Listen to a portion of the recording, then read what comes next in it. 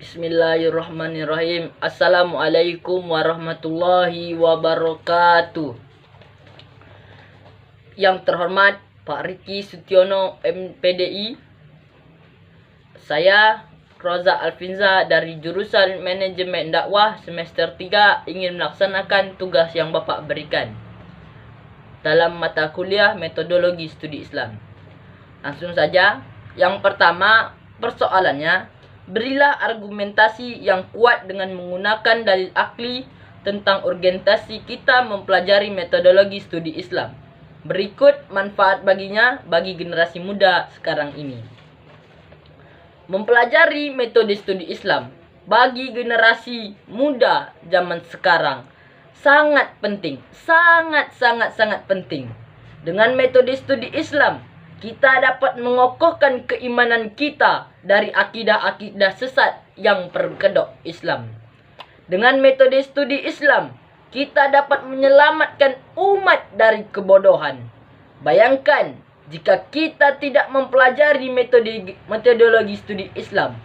Orang-orang yang FOMO itu dengan kata lain ngikut.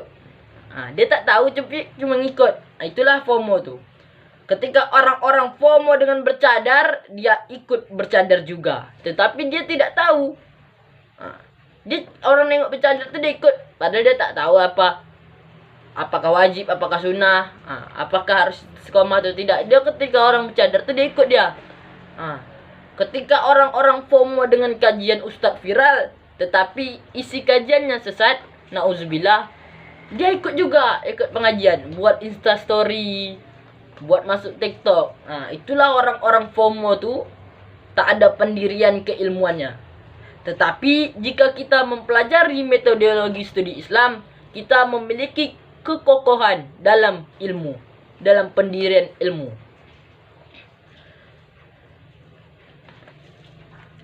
Dengan metodologi studi Islam juga, kita bisa memahami Islam dengan efektif. Kita memiliki pendirian ilmu dan keyakinan yang kuat karena ilmu kita sudah mantap dan kokoh. Jadi, metodologi studi Islam sangat penting bagi pendidikan generasi muda sekarang ini. Lanjut pertanyaan yang kedua. Jelaskan tentang analisis Anda mengenai hukum yang berlaku di negara Arab. Dapatkah diterapkan di Indonesia? Hukum di Arab, jika diberlakukan di Indonesia akan menimbulkan pro dan kontra. Dikarenakan Indonesia ini memiliki beragam suku dan bangsa. Tetapi bukan tidak mungkin. Kita bisa melihat Nanggro Darussalam Aceh melaksanakan hukum Arab di negara Indonesia ini. Tetapi mereka melaksanakannya dengan proses yang sangat panjang. Aceh itu bisa melakukan hal tersebut karena Indonesia berterima kasih kepada Aceh pada masa kemerdekaan Republik Indonesia ini. Hukum yang berlaku di Arab dilaksanakan di Aceh adalah cambuk. Ketika orang berzina pacaran di Aceh sana, orang akan dicambuk. Bagi pria 100 kali dicambuk. Tetapi, apakah bisa hukum di negara Arab dilaksanakan merata di negara Indonesia? Menurut saya, itu tidak akan mungkin. Karena Indonesia masyarakatnya bukanlah beragama Islam sesaja. Tetapi, negara Indonesia ini memiliki 6 keagamaan yang resmi di Indonesia ini. Bagi saya, tidaklah mungkin negara Indonesia ini memberlakukan hukum Arab. Karena apa? Karena negara Indonesia ini memiliki semboyan Bhinneka Tunggal Ika yang dimana berbeda-beda suku bangsa tetapi tetap satu jua. Tak mungkin rasanya di negara Indonesia ini kita hanya melaksanakan hukum di Arab sana. Itu menurut pendapat saya pribadi. Lanjut ke pertanyaan ketiga. Apa manfaat yang kita dapatkan ketika mempelajari tentang studi kawasan Islam? Manfaat yang dapat kita mempelajari studi kawasan Islam. Yang pertama, kita dapat mengetahui perkembangan Islam, sejarah politik Islam, dan perkembangan pemikiran Islam. Yang kedua, kita dapat mengetahui ciri-ciri khas Islam. Yang ketiga, memahami bagaimana Islam berinteraksi dengan budaya lokal. Yang keempat, memperkuat identitas sebagai Muslim. Lanjut ke pertanyaan yang keempat. Sebagai mahasiswa manajemen dakwah, seberapa pentingkah mempelajari studi agama dalam berdakwah di masyarakat? Sekali lagi saya katakan, sangat penting bagi kami mahasiswa manajemen dakwah untuk mempelajari studi agama dalam berdakwah di masyarakat.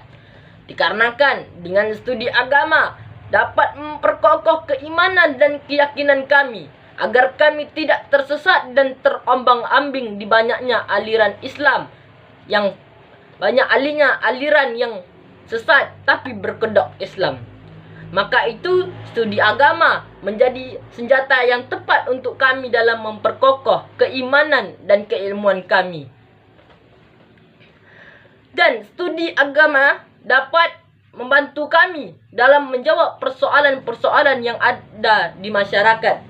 Kan banyak masyarakat yang ingin bertanya tentang kesehariannya.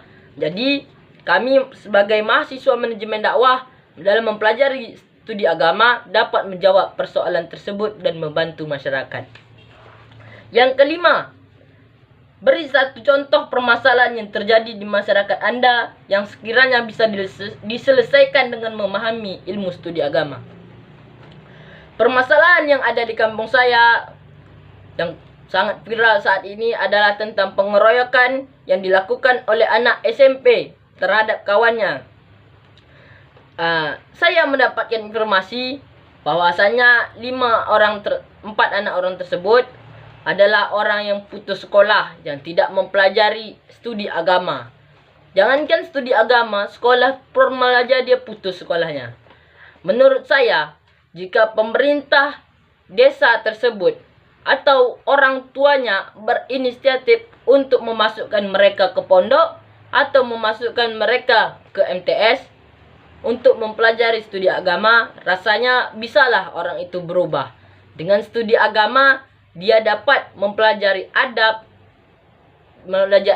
dan etika ketika bermain dengan teman. Menurut saya, itulah studi agama bisa merubah akhlak mereka dan menjadi mereka orang yang beretika dan beradab dalam berteman dan dalam kehidupan sehari-hari. Mungkin cukup sekian tugas yang dapat saya sampaikan. Apabila ada kesalahan, saya minta maaf. Wabillahi taufiq wal hidayah wa ridho wal inayah. Wassalamualaikum warahmatullahi wabarakatuh.